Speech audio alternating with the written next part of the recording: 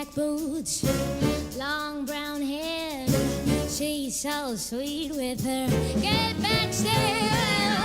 I could see you at home with me, but you are with another man. I know we ain't got much to say, but before I let you get away, ooh, are you gonna be my girl? 1, 2, 3, turn your hand, come with me, 'cause you look so fine and I really wanna make you mine. You look so fine and I really wanna make you mine. 4, 5, 6, come on and get your kicks, 'cause I don't need the money with a face like that, do ya? You don't. Big black boots, long brown hair. She's so sweet with her get back stare. I could see you at home with me, but you are with another man. I know we ain't got much to say, but before I let you get away, ooh, you're gonna be my girl.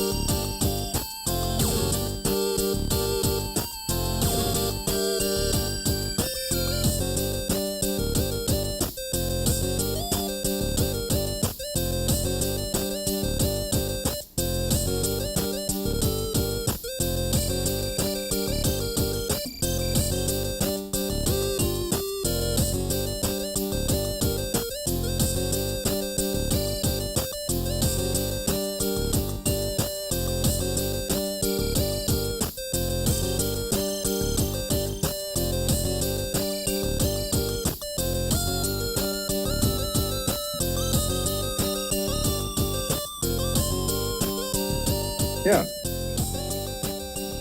Is May living here, or is she biding her time back and forth?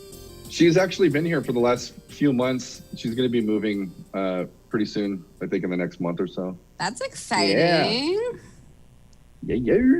Very exciting. See, there, you could have gotten paid to leave, and now you're just adding to the problem. I know.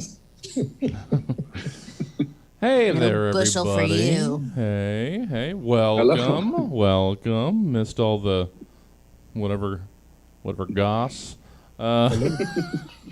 Just joining in. Hey, everybody. Welcome to everybody out there. Yeah.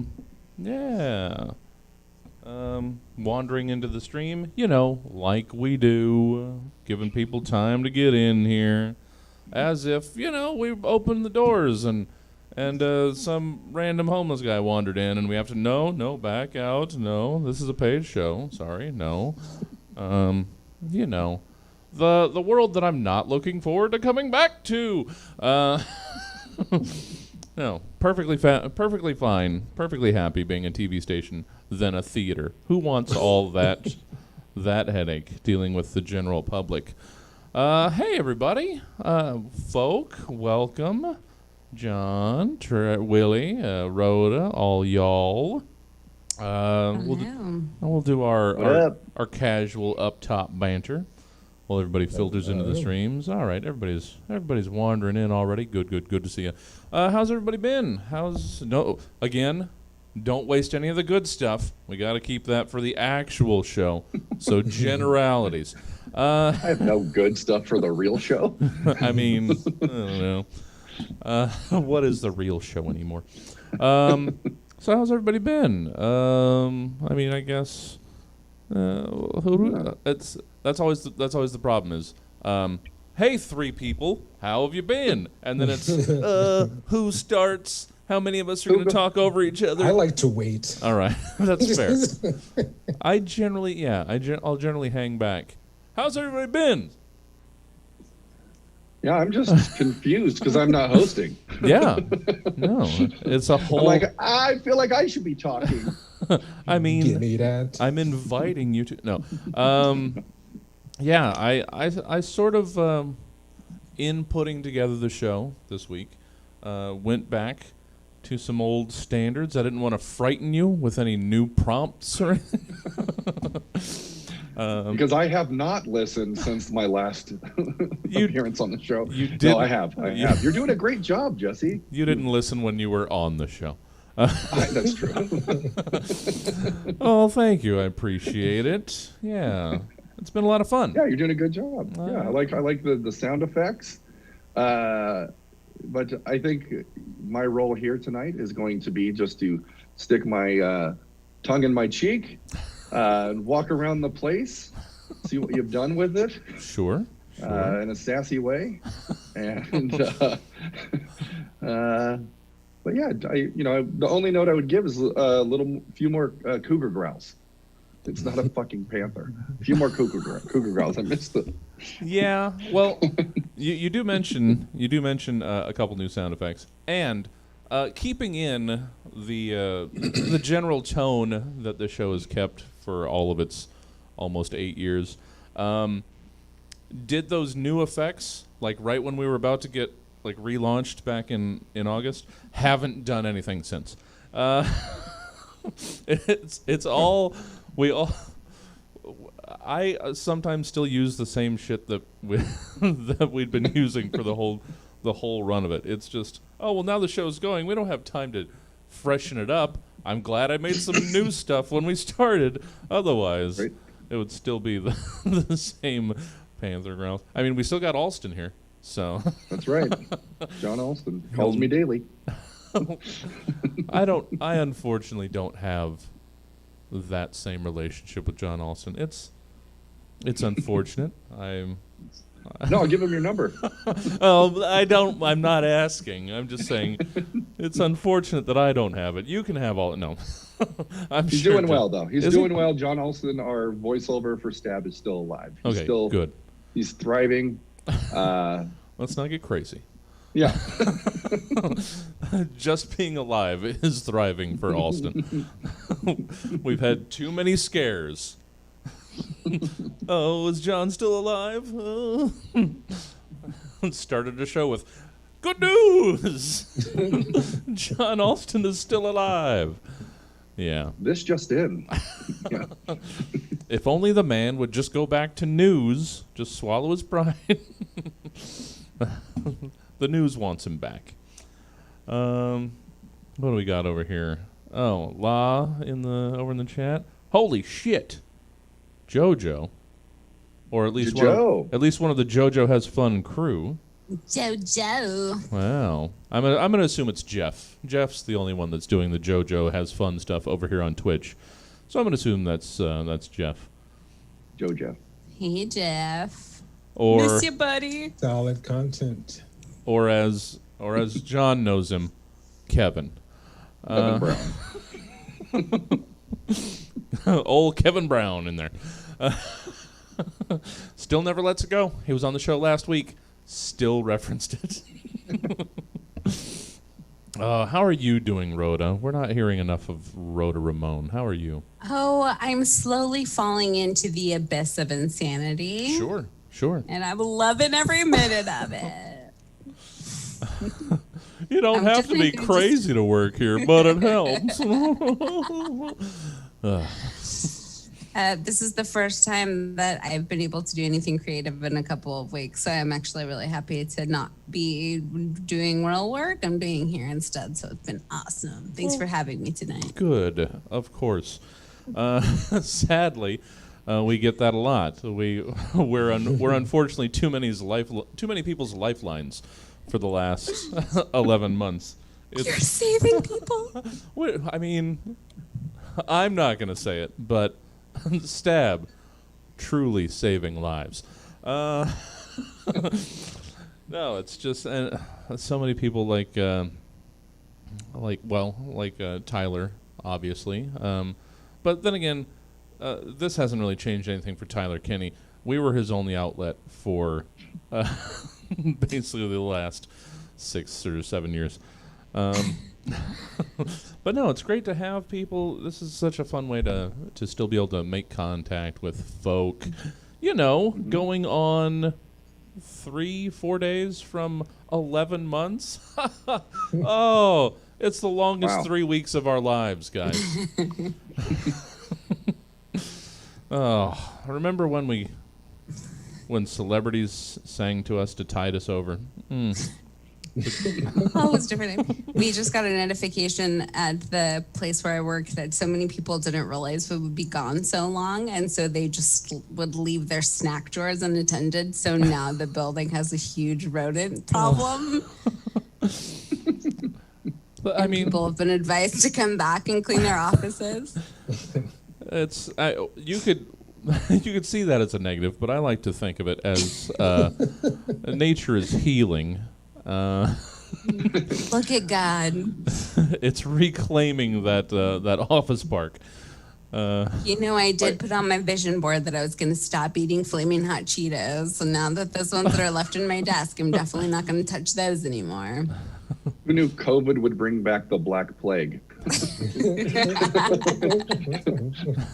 I mean, it's just retro. Everything's new again. It's a throwback, man. Yeah. Everything old is new again. All right. Let's see. Wait. So La, for some reason, needs to open a bottle of wine now. Okay. Oh, and it is Jeff. That was Jeff. I wasn't wrong. There's Jeff. All right. Cool. So we got folk here. I'm assuming La suddenly needs to open a bottle of wine because our neighbors are being shitbags again. It's a recurring theme around here. Cool. Well, we got a nice little gathering in the stream here. I think I've waited long enough. Thanks for joining us, guys. This is going to be a lot of fun. This one is. All the rest of them, but this one's going to be fun. I'd been lying to you for the last 11 months. This is going to be fun. All right, let's make sure I've got this turned back up proper. I do. All right. Oh, La's back. Cool, cool. Just in time for the dulcet tones. Roughly 24 to 92 hours ago, Stab's team of comedy scientists commissioned 3 specific humorists to give various potentially comedic takes on several random topics, which they will now perform for the first and likely last time in front of a live studio audience in a show called Stab. Welcome to the Stab Show. Let's get right to the point. Oh, God! How have we missed that tagline for so long? Anyway, let's meet tonight's panel. Our first panelist eats lightning, craps thunder, and has a doctor's appointment Monday to get that checked out. He's the host of Willie Listen. It's Willie Travis. Our second panelist could do a cartwheel right now if he wanted to, but he doesn't have to prove shit to you. He's Hangtown's future sugar daddy. It's John Morris Ross IV. And our third panelist knows for sure she's not going to finish all of this can of whoop-ass she just opened. She's a fantastic stand-up comedian. It's Rhoda D. Ramone. Boop, boop.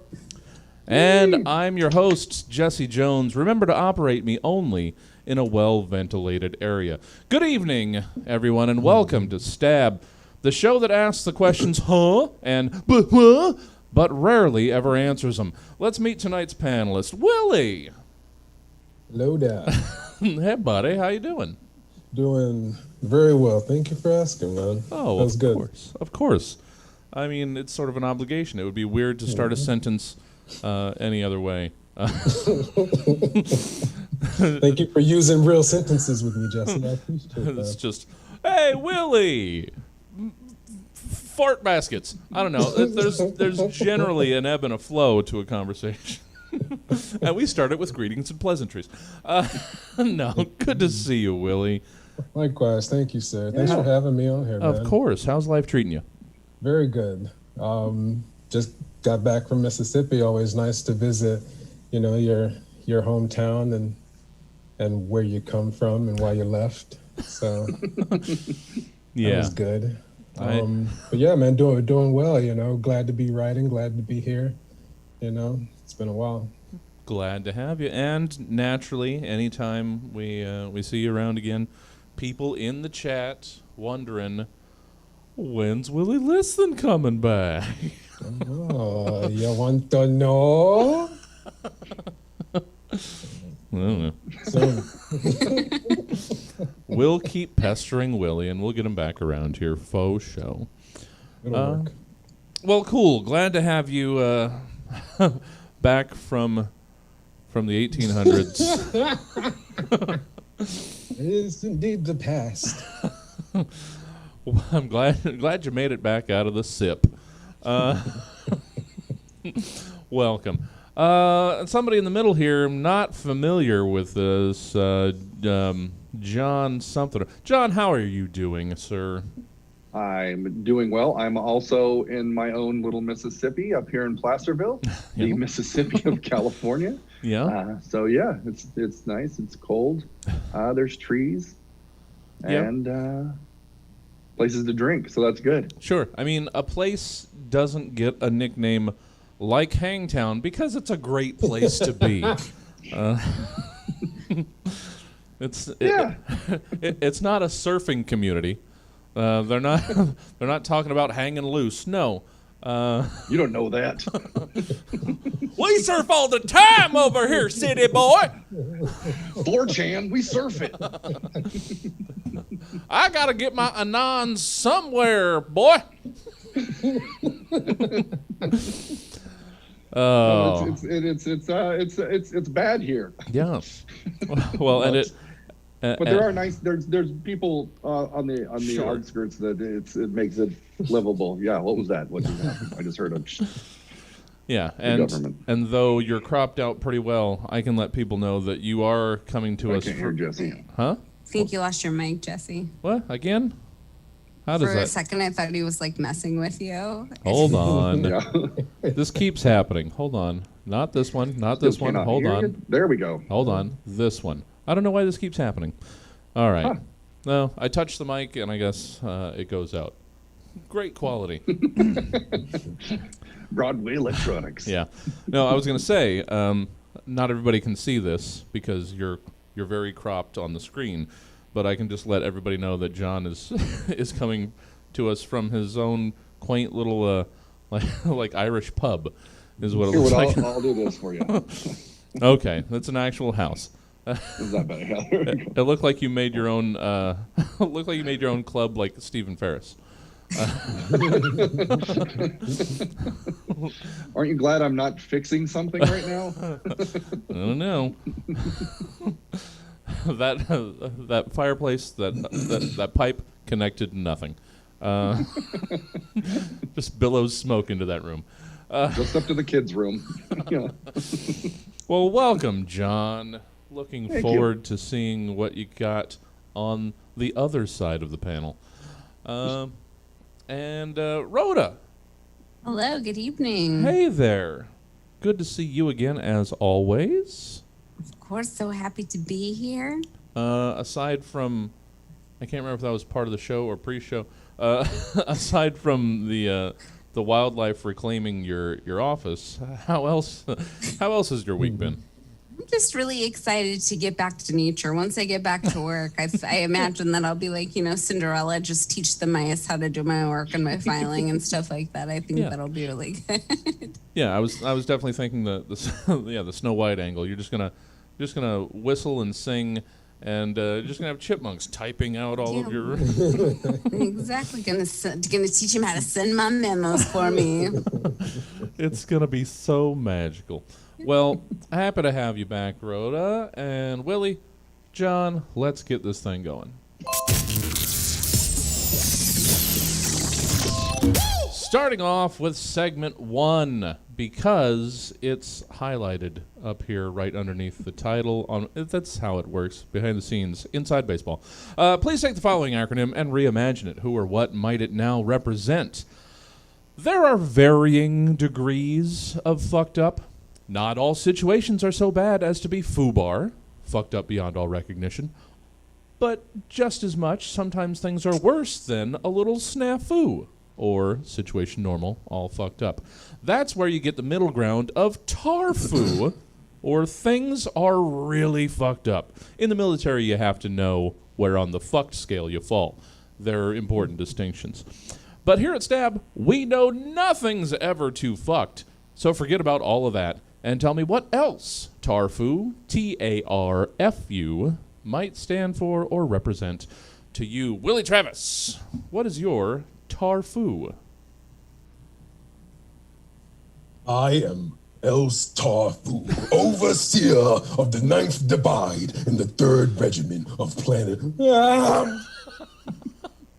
And your planet, as minuscule as it may seem, is the driving force and basis of our very own economical war market. For you see, our ideas of war are completely different. For example, our war, which has taken place for eons, has been psychologically and physically slain and taken lives of countless mental terrors that will rock the very foundation that you question, mortal. Physical and bodily harm accompanied by technology that keeps you alive and present as you suffer unimaginable levels of pain and torture. And what you call war is like a farmer's market to us. It is cute, and I should note that cute for us is different as well, meaning something a lot cuter than what your mortal mind can imagine. With pastel colors and plush beyond your comprehension. Like an interdimensional jellyfish that meets a space odyssey that meets Care Bears, but cuter. Long alien story short, we are here to let you and your people know of our world's plan, and that everything will be TARFU, trained and repurposed to feature underdog. You have heard correctly. Everyone in this quadrant will have monitors implemented into their bodies, as to so are around-the-clock observers may remain entertained while watching you, as well as 1964 American cartoon Underdog. We assure that the mass implementation will be seamless and a complete horror for you all. Thank you, and I love you, which means thank you for the vessel in our language. Willie Travis. Plush beyond all comprehension. All right, and we'll get this show sent off to Ubisoft and Blizzard right away, so that you can be voicing the next villain in whichever game they're sending out next. Terribly cute. Shouldn't you be giving me some sort of a quest in World of Warcraft or something? You trying to level up in that? Thank you, Willie. It's plush beyond my comprehension. I can't even begin to comprehend how plush this is. All right, John, let's break your reverse stab cherry. I'm not sure how this works. Let's hear your TARFU. All right, get ready for a bad voice. Coming up. All right. Exhausted from the 2 past days of harassing your female shipmates, you and your COVID discount travel bro, Tom, exit the quarter-full Carnival cruise ship and find yourselves facing the white sand beach. It's lined with all the corporate anchor tenants you recognize from your hometown. You know, maybe I shouldn't be telling this story. Let's get a little bit of help from someone who was there. You find yourselves facing a white sand beach. Okay. Lined with the corporate anchor tenants you recognize from your own hometown. Sorry, Willie. Lincoln, Nebraska. Island of Jamaica, where a world of wonder awaits. The smell of diesel fuel and cigarettes fills the air as you belly up to the outside self-serve pina colada bar of the Applebee's Jamaica. Before heading to the all-you-can-eat jerk chicken stick at the Chili's Jamaica, you drunkenly mutter to your travel bro, Tommy, we should get out of this rich part of town and go mingle with the real people, the natives. We'll find some ganja. The two of you wander around, finding your way down a dark alley. You look back at the safe city you came from, and the bustling sounds that you were familiar with have faded. Either side of the alley is thick with jungle. Bright eyes appear and disappear in its depths. Toucan calls screech through your head. Rattles hiss in and out of rhythm. The sound takes control of your body. A trance takes you in and out of consciousness. You try to force yourself to throw up and make it stop, but you can't. Your throat won't allow it. A vignette of darkness slowly closes around you. You both fight and welcome the dark. Your tongue begins to grow thicker and thicker and thicker and thicker. A cloud of hair mopping back and forth over your face is the last thing you remember before succumbing to the confusion. The next morning you wake up on a cold, wet, and mud-floored hut. Despite being with your best travel bud, you somehow feel alone. Tommy looks your way, but you quickly shun his gaze. What's wrong, buddy? What happened last night? Tears begin to fall from your heavy eyes. From behind your thick tongue, you could hardly reveal last night's fervent agenda. Come on, man, what's going on? What happened, man? What happened last night? TARFU. What's TARFU, man? Please, what is TARFU? What does TARFU mean? Tommy, a Rastafarian fucked us. Yeah. The end. There it is. There we go. Yeah. Sounds about right. But I mean, I know you said a lot there, but Yes. I did. For almost the entirety of it, I couldn't not see you as a small red crab. I get that a lot. Yeah, no. That voice certainly sent me under the sea. Into somewhere for sure. Oh, it's good. Everybody's breaking out the voices. Rhoda! No pressure. No pressure.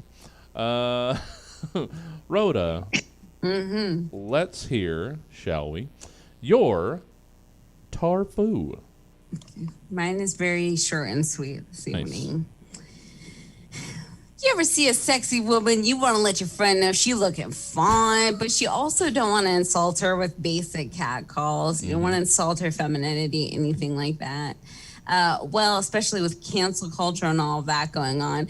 Now you can come original and change it up a bit. The next time you see a fine-looking female, you don't need to scare her with sexual innuendos. You just speak to your homeboy in code. You say, TARFU. He'll know that's code for that ass really freaky, unk. And then everybody's happy. The end.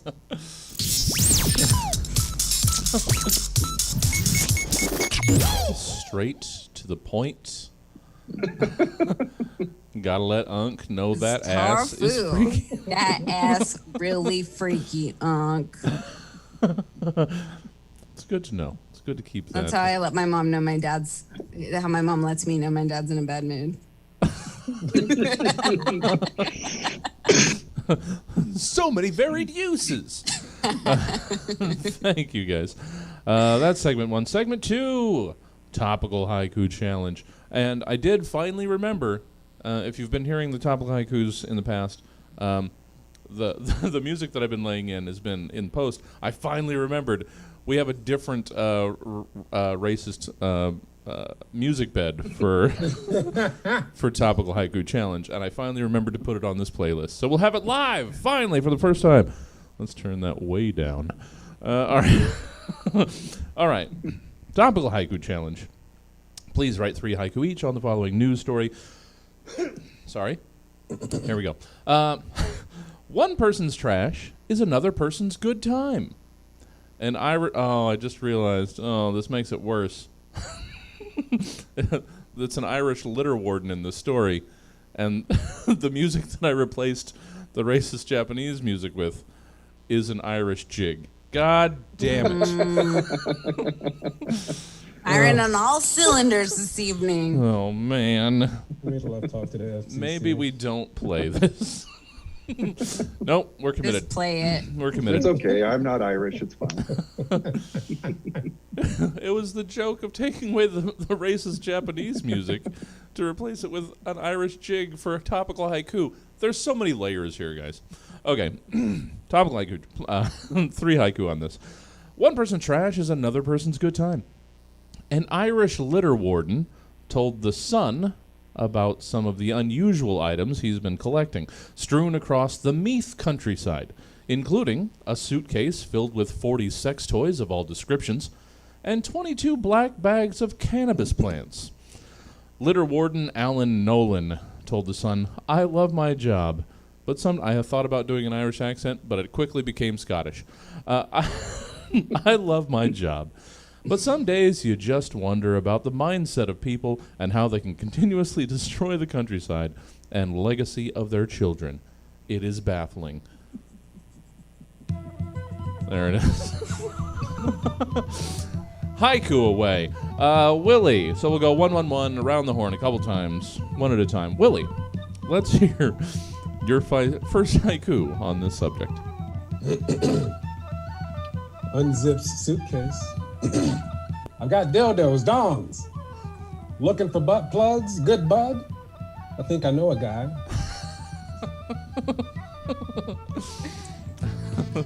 It's always good to have a butt plug guy. John, your first haiku. All right, the title of this one is Other Irish Jobs. Curator of Shite, Bad Arsehole Custodian, Deacon of the Dead. Nice. We managed to get an Irish accent in there. Rhoda, your first haiku about roadside rubbish. I want my stuff back. Why is this man so judgy? Please, give it all back.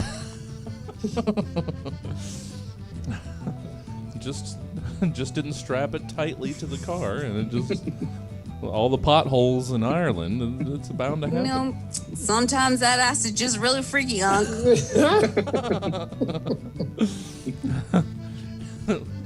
It's a suitcase and 22 baggies freaky, Unc. We getting TARFU up in her. Willie, haiku number 2. Hard Papa, worked hard. I know of long days, hard molds, the sticky, icky. Oh, yeah, that was 5. All right. Yeah. I'm also counting these with my left hand, Jesse. The sticky, icky. Okay. John, haiku 2, go! Second haiku is titled Things That Alan Nolan Loves. I loves me family. I couldn't live without me trash. To hell with your cooks. Yep, okay. To hell with your cooks. Rhoda, haiku 2. What do we got? Smoking weed, sex toys. What are you baffled by? Irish don't party? I mean, that is a fair question. They usually take their party by the pint, I guess. So it's I like it. it's a little different lifestyle. Willie, let's. I mean, yeah. Let's wrap up round 3 of Haikuing It Up. Willie Travis, your third haiku. A wise man understands to provide for one's homestead. Weed, sex, Hennessy. Yeah, Very good. that's a that's an ancient Irish maxim as old as the hills. Well, Hennessy. That Hennessy ass. is Irish? For some reason, Sounds like it. Yeah, for some reason I want to say Hennessy Irish whiskey, but maybe that's just me. Just It add- made 5, all right? Yeah. Like it. Finally, something black culture stole from white culture, huh? Tables and turn, white man. Give it back. And John, haiku 3. What do we got? All right, the title of this one's called Quick Eulogy.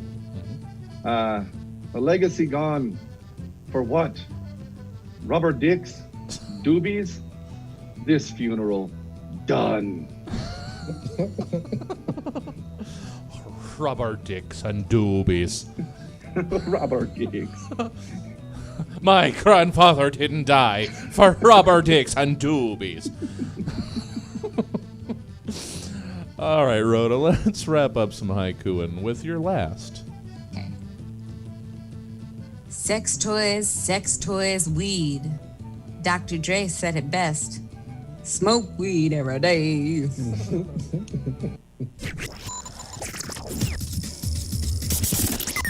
There it is. Look at that live transition. Oh, yeah, and Very you guys did some stuff, too.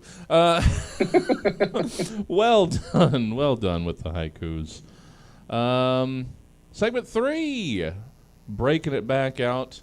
I had all but let everyone off of the hook of celebration time, but John couldn't come back without a little taste of of that medicine. Oh, you still got an easy one. The past.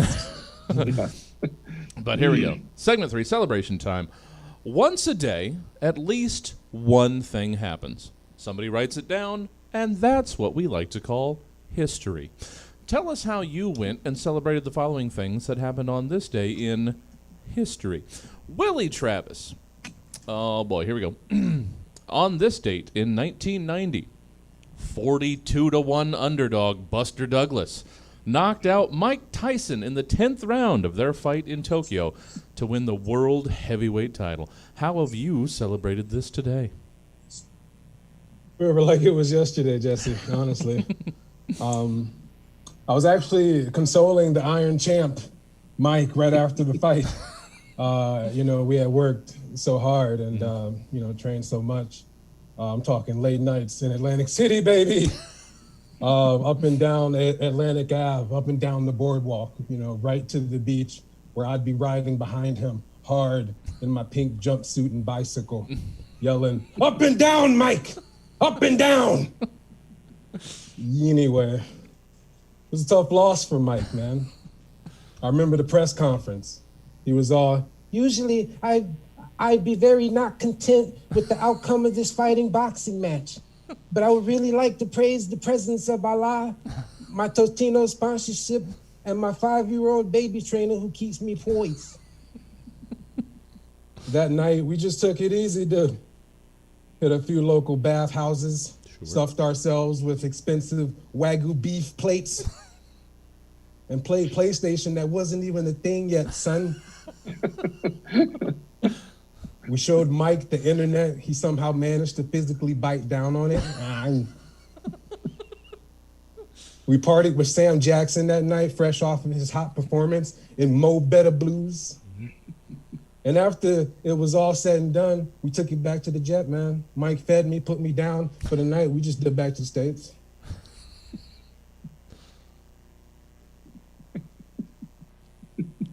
All right. It's the beauty of the age that we live in. There was so many questions going through my head. Wait, did Willie freeze? Is he still? Does he still got more? Is this a Zoom thing? What? Live and direct, baby. I was just waiting. To this day, to my eternal shame, I still have yet to fell Tyson in Punch-Out. I haven't. Really? I still have not once in my entire Isn't it life. really hard though? No, he flashes before the uppercut. He flashes before the uppercut. You gotta. But all of the rest of his punches are just equally as effective. Yeah, still to this day, and I have the NES right over there. You know what? Maybe one of these days I just do I just do a marathon. We're gonna do a marathon stream where I don't stop until I beat Mike. Oh, that sounds terrible. Oh, thank you, Willie. So much time in Atlantic City. That's a long flight to get from there to Tokyo. That might have been part of the problem. Up and down. Up and down. Oh, out there being the little Mac to Mike. Thank you, Willie. John. Oh, I just had to include this one when I saw it. On this exact date, only 115 years apart, Cheryl Crow and Thomas Edison were born in 1962 and 1847, respectively. How might you have been celebrating these events today in tandemly? Well, Jesse, as you know, I'm a huge fan of both of the aforementioned. I mean, who would I be if it weren't for old Tommy Lightbulb and my top commenter badge of the Cheryl Crow Facebook fan page? I mean, I tell you what, Cheryl Crow is the only Crow I recognize from the 90s. Fuck you, Brandon Lee. You deserved that inadvertent bullet. Write a song, bro. Okay. Now, if you know anything about... I'm sorry, Rhoda. You seem very offended by that. Now, if you know anything about Thomas Edison, you'll know that he didn't only have his hand in developing the electric light bulb, he also invented the phonograph. So if it weren't for him, old Crow's feet wouldn't have ever been famous enough to bang that one bald tour to fuckface steroid cheat, Lance Livestrong. You got me? So in the spirit of recognizing those who came before me to make my life a little more significant than it should have been, I decided to spend this most holy day shooting up black tar heroin. That's right, Jesse. I've been ingesting H all the livelong day as a tribute to my two parents. That's right, parents, my barely parents. Uh-huh. If it weren't for them two lowlifes slopping their sweaty, wet, junky genitals into one another, I wouldn't be here zooming with my homies tonight, huh? Hey. Anyways, I'm tired now and my tongue is feeling thick. Nighty night. Acting. Yeah. Thank you, John. As far as he's concerned, you can stop counting crows at 1.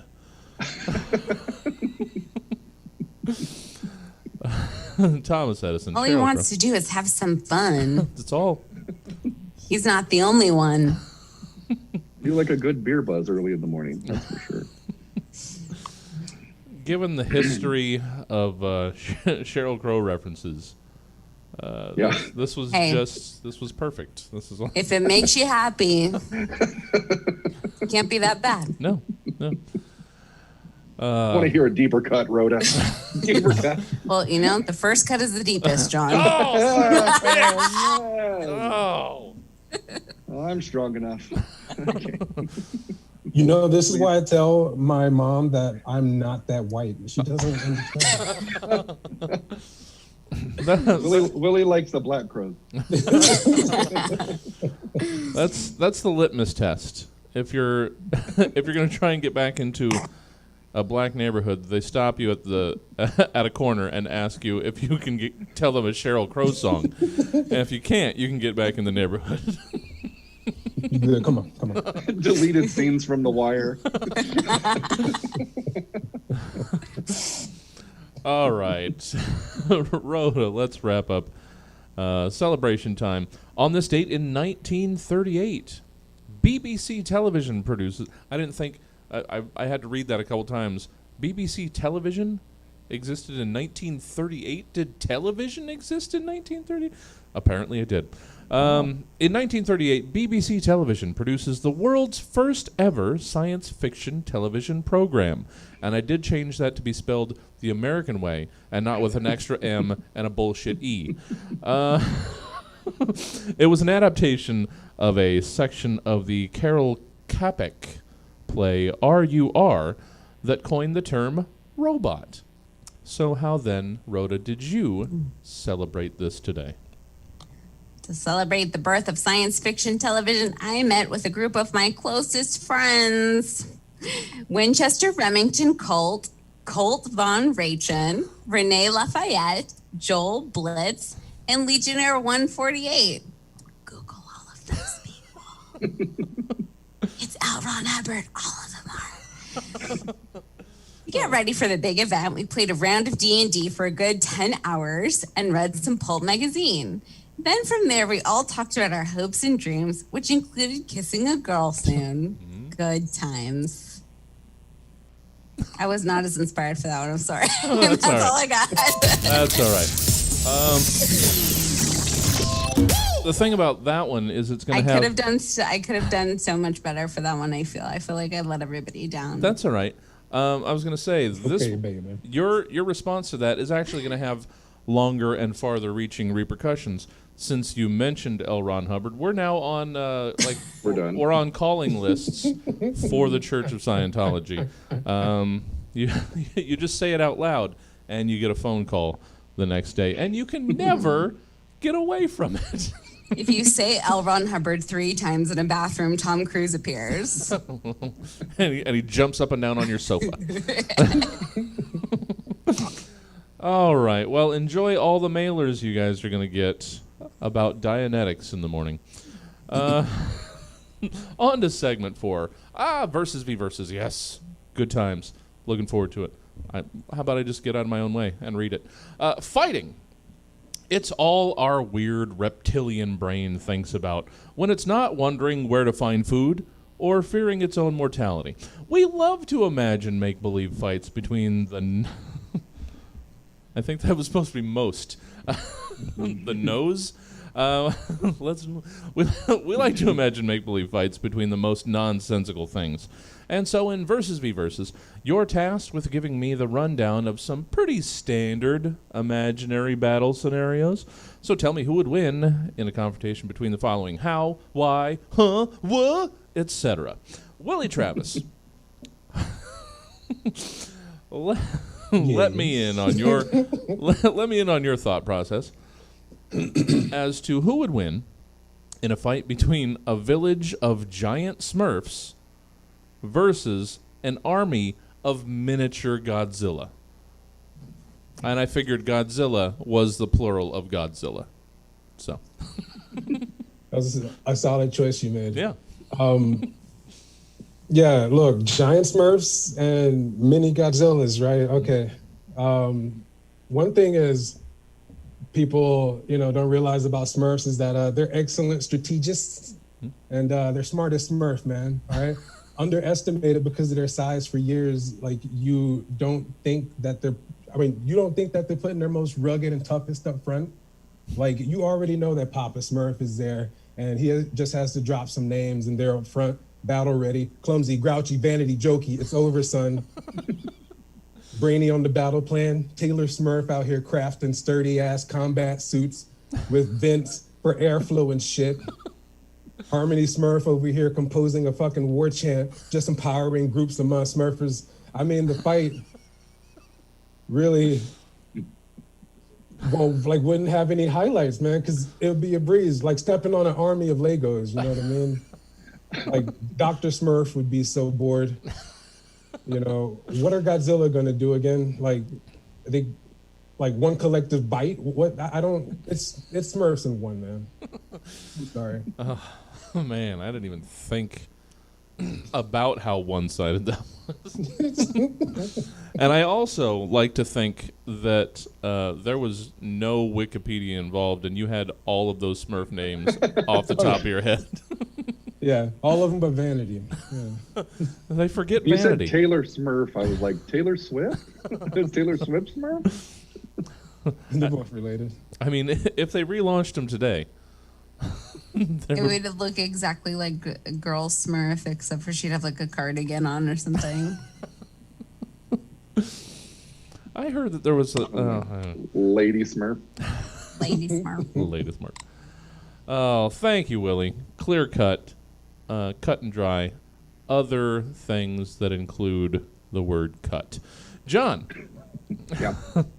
Let's hear this titanic struggle. Who would win in a battle between your 20s versus your 30s? Oh boy. It's time. One of two 1 minute rounds of slappy big talk bitch battle action brought to you by a lifetime of insecurity, imposter syndrome, and a heaping dollop of childhood trauma. Fighting out of the red corner, weighing in at a freakishly fast metabolism with a record of never winning nothing and almost getting financially ahead for a month, the undisputed, reigning, whining and crying, prime victim of the financial crash of 2008, Johnny looks like Bones Jones in his 20s. And in the blue adjacent octagon notch, weighing in at burritos and beer with a record of finally kept the same job for 2 years straight and very close to his second divorce, fighting out of crippling depression and unhappiness, the former person with a dream, John, actually believes in his heart he's done having babies, Ross, in his 30s. Action starts. Your referee is Rastafari and Herb Dean. Let's go to the commentators. Well, it looks like we're hearkening back to the early days of MMA, as we usually don't see these two extreme weight classes fighting one another. 20s Ross looks good, and he seems to be filled with the anxiety of losing his Christian faith. In that respect, he may fight as he has nothing to lose. Whereas 30s Ross has dad strength, coupled with the sheer rage of holding his marriage together for the kids. His weight, paired with the fact that his wife is physically abusive, gives him the advantage of being battle-tested with daily sparring sessions. I think we're going to give this one to 30s Ross. Bing, bing, bing. There we go. If I know anything from writing this show for years, I would say after all of that, how it was building up, John suddenly looked up, realized this got real and sad. Let's end this prompt. I could write pages more, but oh man, this isn't good. I think 30s wins anyway. Yeah. 30s is a more focused rage. Yeah. Oh, well done, John. And all of those would kill 40s, John. Well, it's more comfortable. All right. Well done. So good. Now, Rhoda. Yes. So this one I actually wrote probably months ago, just on a walk. I didn't have anybody to use it for. I don't know. I just thought I'd trot this out here. I looked back in my list of old unused prompts. So Rhoda, everybody strap in for a second. Hold on. Who would win in I'm a going to fight? take out my cigarette, my prop cigarette. Who would win in a fight between a John Stamos body pillow powered by your own insecurities versus an acid-spitting mechanical bull with chainsaw horns fueled by your self-confidence? I did my best. Jones. Here we go. There's a lot going on here. I'll freely admit. Yeah. Let me get my game face on. So glad I didn't get that prompt. It was a foggy day on that hill, one in which I'd seen a million times since I'd arrived. Growing up as a boy, I had a wild imagination, reenacting the glory that I thought was war. Now as a soldier, I'd let my imagination drift to home. Imagination and daydreams become so sweet and simple when you live in a nightmare. When Timmy's arm got blown off, he kept calling for his mother.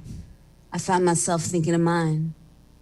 That night, I dreamt of home. Home where I had a girl, Marie.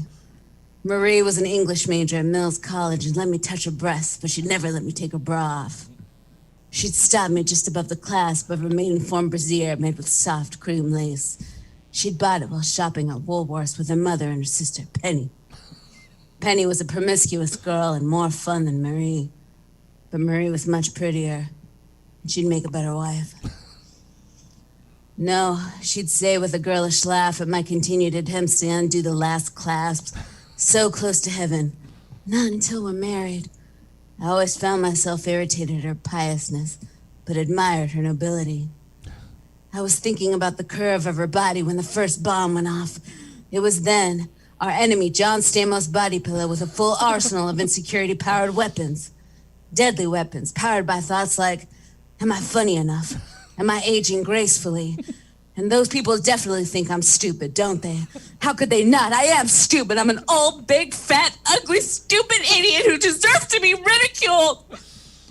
Their initial power was so strong and forceful, I didn't even have time to see the shrapnel of, am I pulling this outfit off? Or why am I so sweaty? Are those crow's feet? Does he think my body's weird? I knew we'd be annihilated. Our secret weapon, the mechanical bull with chainsaw horns spitting acid, was no equal match against this force. I learned it the hard way when I was forced to take the bull by the horns in an attempt to gain some control. Hard as I tried, it was a futile attempt. The power of, today's outfit's on fleek, and my eyebrows look pretty dope today, were no match for the ever-growing and consuming thoughts of insecurity. How can you destroy an army assembled on a foundation of lifelong daddy issues? The answer is, you can't.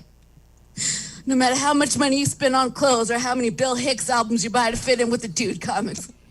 It was hopeless. I might as well have been throwing darts at a tank. When all was said and done, there were all but 3 of the battalion survived that fight. They didn't even bother to take us as prisoners. They knew driving that bull home on an empty tank would be worse than any torture they could inflict on us. Because some of that spewed acid scorched me, I got to go home. But I was never the same. I could never return home.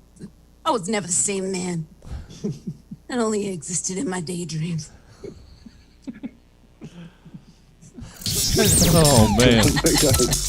Oh. Wow. I tried.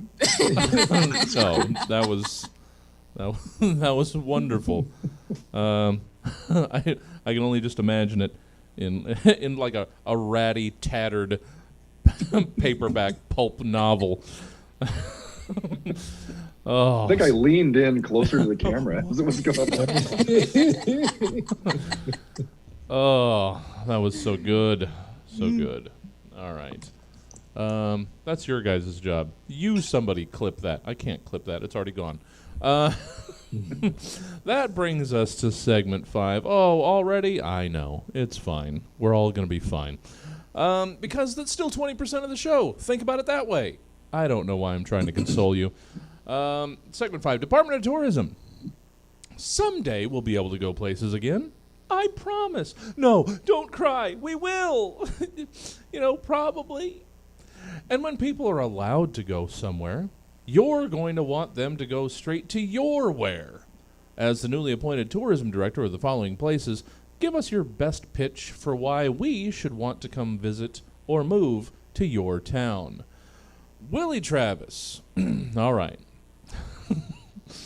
If there's a wheelhouse that exists, I imagine... Here we are. Willie Travis. It's a deep cut, man. Let's hear your pitch. Try and get us to want to visit PS2 Lahoma.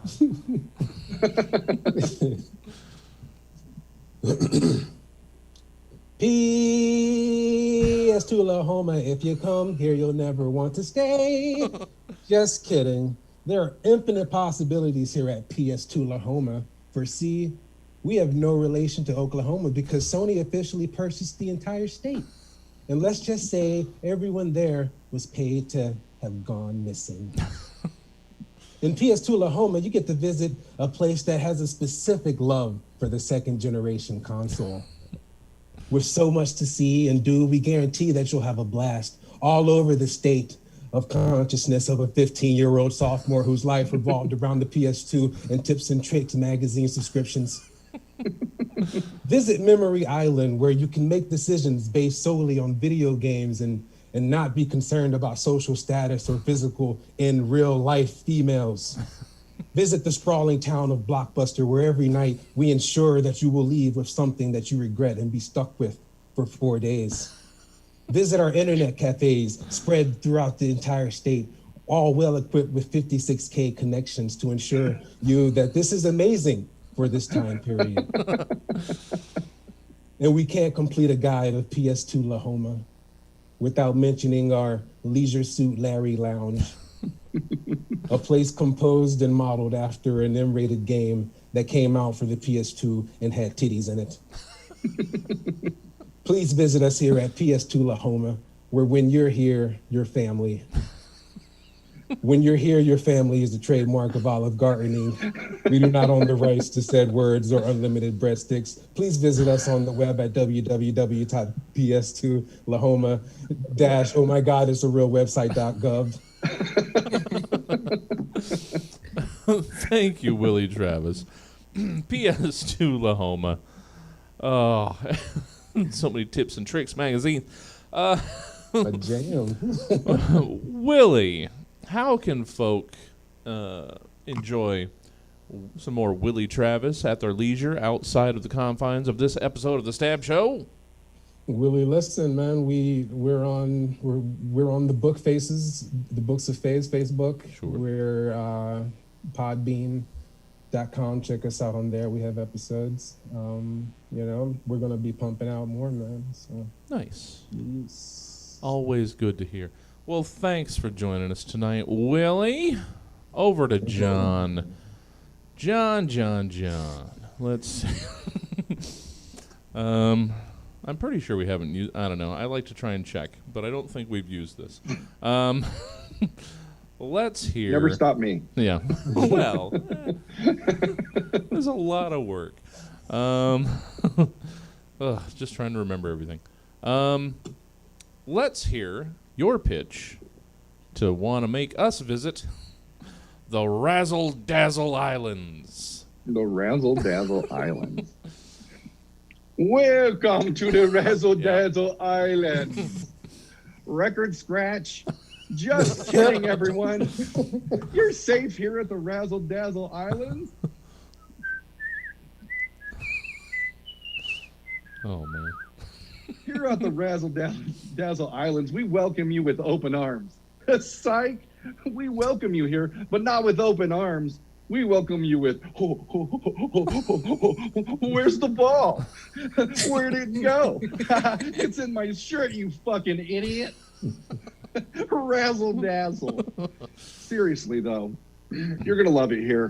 Just keep your head up at all times, as it may be struck hard by a rogue red, white, and blue basketball that ricocheted off a rim after a missed half-court hook shot. Ouchie.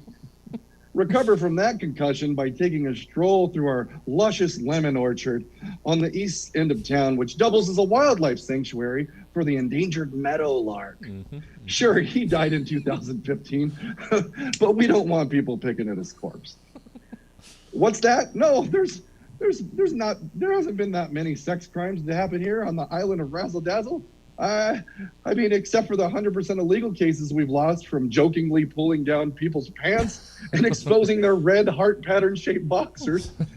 Razzle-dazzle. It was just a joke. Come on. That's the equivalent of getting caught peeing in public, right? Here at our islands, we are self-reliant. As we see no need for any government oversight, the only representatives you'll ever see here are a bunch of dumb old white senators who double as firefighters and local junior college area professors. Razzle-dazzle, they're dumb. In conclusion, there is one rule here, though, and that is that you never play a regular game of basketball. If you ever call foul or try to enforce a traveling call, you'll be asked to leave and return to the Carnival cruise ship and never come back. Razzle-dazzle. John finding a way out of the bag of razzle-dazzle. Well done. Thank you. Wasn't going to guess the sweet Georgia Brown escape, but... It was either that or a gambling game. An illegal gambling game. I think that worked. I wasn't expecting the Globetrotters, but really, you never are. Unless it's downtime. Razzle-dazzle. How long is that ball going to spin on that finger? All right. Just wanted to showcase my whistling. That's Sure. really the only reason. Well done, John. Where can folk check in with John Morris Ross IV out on the webs or the wheres or the hows? Well, you could go to my Instagram at John Morris Ross IV. Look at pictures of me and my family. Woo. And there it is. All right. Nothing That's more. it. Nothing on the horizon that you want to promote or anything. Actually, go to johnmorrisrossiv.com. It's my blog There called you The go. Circumference of Meats. There you go. And it's just random writing about things that you might, like. I don't know. Yeah. Well, awesome. Well, thank There it you, is. John. Good to have you. Good to have you back. Yeah. Good to have had you. Yeah. Thank you. Well done. Well done. And Rhoda, since we like to get the plugs out of the way and go out on a bang, Rhoda, where can folk enjoy more Rhoda D. Ramone in the future? You can find me on Instagram and on Twitter, just at Rhoda_Ramone for everything. Oh, must be nice. Must be nice to have uniform handles. Must be nice. Uniformity and effectiveness in everything I do. Well, some of us had our handles scooped up 10 years ago by a guy working at a pizza place in Texas that hasn't tweeted for 10 years. All right. I'm not bitter, and I don't mention that often on this show. So, Rhoda. You handle it with grace. I do. I like to think so. Rhoda, let's wrap up this episode. Your Department of Tourism. Make us want to visit Prom-sylvania. Have you been stuck inside the house for the past year with nowhere to go and no one to touch? Well, throw on your best Spanx and pasties and head down to Prom-sylvania. Hi, everyone. My name is Phoebe Wellbranger Barger Sanchez, and I just want to let you know about the beautiful inside of Prom-sylvania.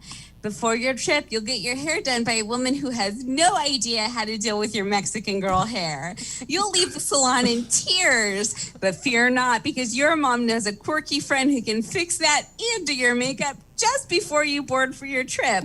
Right when you get off the plane, you'll get a nice little corsage that makes you sneeze. And if you're a sweet little handsome fella, you get a boutonniere. Then you'll jump into a limo and get some world-class cuisine at the Cheesecake Factory. Be careful, though. You want to make sure not to mess up those fancy clothes or they'll be held to pay to your parents. After all, they sacrificed so much to get you that pretty dress. Don't be so ungrateful just because it's not a Jessica McClintock. Millennials will get that reference. After a year of no physical contact and having to spend time indoors, come down to the city center where there'll be strobe lights and a dance floor. Once the lights go down, put your hand on a stranger's shoulder and let them put them hands on your hips and sway back and forth to Savage Garden's Truly Madly Deeply. Don't worry, he only likes you as a friend, so the expectations are low. The after disco can take a quiet car ride back to your hotel. Kick off your shoes and try to sleep so still so you can keep rocking that eye makeup and your hairdo for at least another day, because that's what Prom-sylvania is all about. Prom-sylvania, come join us. It's not overrated at all. Thank you, Rhoda. And that was the Stab Show. Thank you for joining us tonight, and especially thank you to our wonderful panel, Willie Travis, John Ross, and Rhoda Ramone. If you like what you, or if you'd like to be here in the chat, being occasionally recognized and referenced during the live Stab Show, then you just need to tune into Stab Comedy Theater TV Thursday nights at 8 p.m. But if you'd prefer to maintain your anonymity, then you can still enjoy this and the other 253 episodes available through your podcast outlet of choice, be it Apple Podcasts, Spotify, Stitcher, or Podnight. Either way, that's all we've got for tonight. Until next time, I've been your host, Jesse Jones, reminding you, you miss all the shots you don't take, and nobody likes you sober. Good night. Well done, everybody. Here's the confusing part of the show for some people. We're still streaming. That was just the official show ending there for the podcast. Now it's just us hanging out and awkwardly saying goodbye. Put our hair down. Yeah. Oh, it was good stuff. Well done, everybody. Across the board. Well done. Enjoyed myself. Fun. That was fun. Yeah. Good stuff, everyone. That was great. Yeah. Well, I mean, I won't keep everybody. It's always weird to hang out, but because we haven't had any interaction socially for a year, so any of us that had social skills, they're gone, and those that didn't have them to begin with, it's not that much of a change. Negative zero. But thank you guys so much. Thank you all for hanging out in the chat. Thank you for watching the show over on Facebook, YouTube, Twitch. You guys were scattered all over the place tonight. Let's find a place where we can send the Twitch audience. Let's get the goodbyes ready to go. Hold on. Here we go. There we go. What's this song? It's that one. Okay.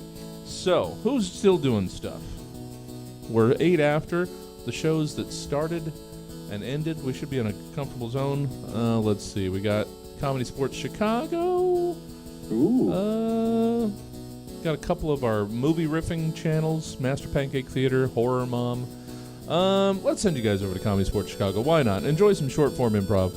Or it looks like they're playing Among Us. Improvisers playing Among Us? Sure, why not? Let's send you guys over. Oh, actually, you know what? We haven't done this yet. I just found, anybody remember Mr. Lobo, Cinema Insomnia? I was trying to recall his name like 3 days ago. Yeah. Yeah. And I think that's about the same time that I stumbled upon him. He has a channel now. I don't know if he, I don't know. Let's send you over to Lobo. Enjoy some of that. And we will see you tomorrow. You can join me in the morning for office hours if you want to get some work done. Or tomorrow at 7 p.m. It's Rankinator. Either way, check out stabcomedytheater.com for our full calendar of events. Or if you're on Twitch, which most of you are, just scroll down and you can see what's coming up right below. I'm vamping to try and get this done right. Cinema Insomnia. There we go. All right. Thanks for hanging out. I'll see you in the morning, hopefully. Woo.